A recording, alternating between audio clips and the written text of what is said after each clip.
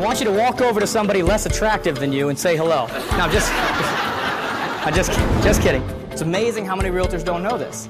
To create one transaction, you need to have 41 real estate-related conversations. Why is that important? Because every time we set our goals and we're ready to go and we're going to do business and whatever, what do? We pucker up and we're ready to go and we're going to be nicer and we're going to do better customer service and we're going to work harder and we're going to, all of these things that you can't quantify, okay? I can quantify this. You want to create 5 transactions? Have 205 real estate-related conversations. Every 41 real estate-related conversations you have, you will create 1 transaction. What does that mean? We need to talk. Okay? We need to get out there. We need to meet with people. We need to network. We need to have these conversations. And you know what that means? If you want to create a transaction a week, that means that every day you don't leave your office until you have 8 real estate-related conversations. You know, what's the average day for a realtor look like? You wake up, you answer an email, right? Then you get into the office, you answer some phone calls, you answer another email, you might shoot an email out, then you update your Facebook status, you go and have a conversation with the people at the office, you come back, you answer another email, and you're pooped. You worked all day, right? Some of you can relate to this, okay? That's the average day of a realtor. But what did you actually produce? What are the odds that within a 10-mile radius of this place right now, there is somebody who woke up this morning, was not committed to a realtor, and by the end of the day picked a realtor? What are the odds? It's a leading question, guys. I mean, it's not even like a maybe thing, okay? It's absolutely happening, okay? Now, what are your odds of picking that person up by managing your files? It's a big 0. 0. So why do we sit in the office all day managing our files, being busy, answering the emails, doing those kind of things? Why do we do it? Because we weren't aware. We went into a restaurant. This was in the USA. And it was struggling. They had great food, you know, all this kind of stuff. The reviews were great, but they were just really struggling. And they were trying to figure out, what is it that we're doing? What can we do to turn this around? So they brought in this friend of mine, and he actually gets paid to go into companies and turn their business around, consult with them. And he was telling this story once where he got called into a restaurant. And in that restaurant, you know, there was about 10 employees. Everything looked good. The food was good. The place was clean. And they couldn't figure it out. Why is this restaurant not doing well? So he went in there and he said, here's what I'm going to do. I'm going to change one thing. There was 10 different people, and he said, all right, guys, here's what we're going to do. Each 10 of you, we're going to learn 10 names of your clients. So Mr. Cook, you're going to learn these 10. You know, Mr., you know, whatever, waiter, waitress, whatever, you're going to learn 10. All these people, you're going to learn 10. The host, you're going to learn 10. And when that person comes in who's your person, you're going to greet them like there's no tomorrow. You know, I'll use Jim again. You know, Jim walks in the door and the cook sees him and that's his Jim. He's going to go, Jim, how you doing? I haven't seen you in a couple days. How's it going? You're going to treat him like this is just, you know, you can't believe that he comes in. And when the waitress hears Jim get greeted by the cook, the waitress is going to hear the name and go, Jim, I haven't seen you either. How you doing? And how's Jim going to feel? Jim's going to feel pretty good, right? Jim's probably going to go home. Jim's going to go get his family. He's going to say, guys, you know what? I'm going to take you out for dinner tonight. And I know you guys don't think that much of me, but there's a restaurant I'm going to bring you to. Right? How many of you know that one guy that you don't dare ask him how he's doing? Right? Somebody give me your name. I'm just going to use an example. Give me your name. Somebody yell out your name.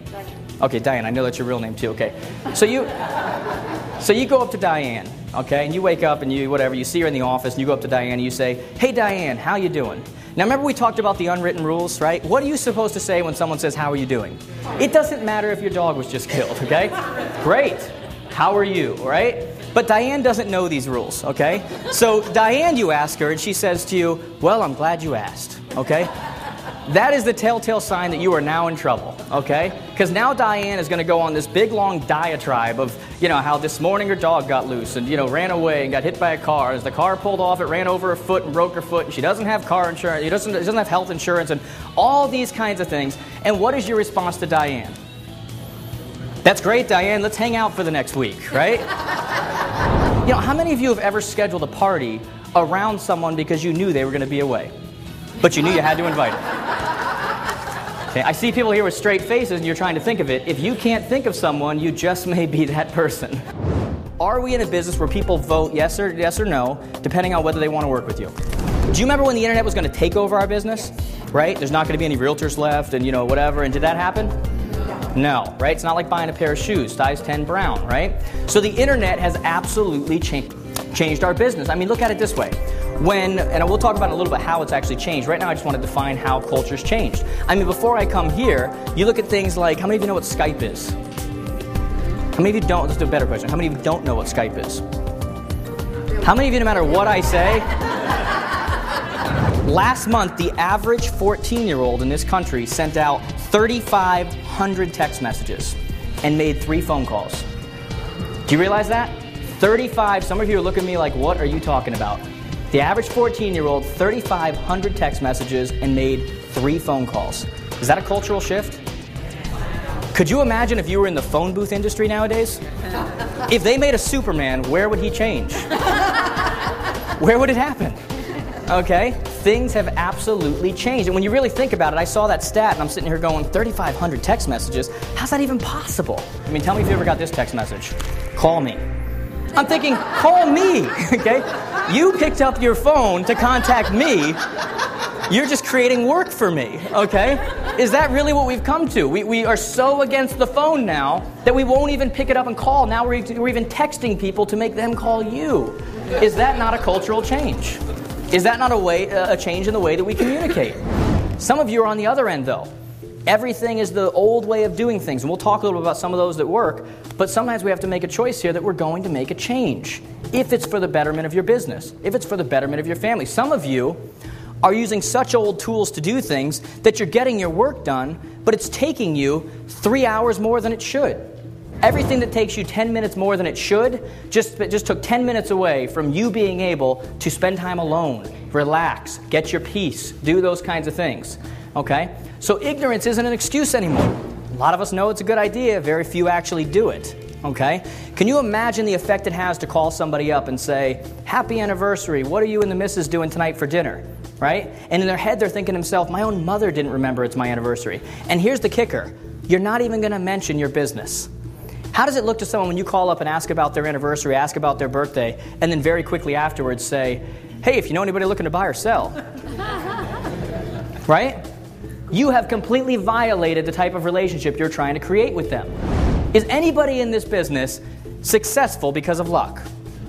You can fall into a deal here and there. Your mother might give you a transaction. Let me tell you this, too, because I was at a meeting recently. If your mother sells her house through someone else, you may be in the wrong business, okay? I just had this question come up at an event. They said, my mother sold her house through someone else. What should I do? And I said, go get an office job, okay? If your mother's not using you, that's one of those, signs. From 2000 to 2006, consecutively, every year we set records for number of transactions, right? And then what happens when 07, 08, 09, 10 comes out? Down, down, down. All you hear is down. But do you realize historically it's still top 10 number of transactions? Anybody told you that? So there are transactions out there. The only question is, who's doing them? Well, I can tell you when I was in real estate, I was the one doing them. Okay, and there's other people that are doing them. Have you ever noticed that the top agents do all the business and many of you are left just kind of take their crumbs?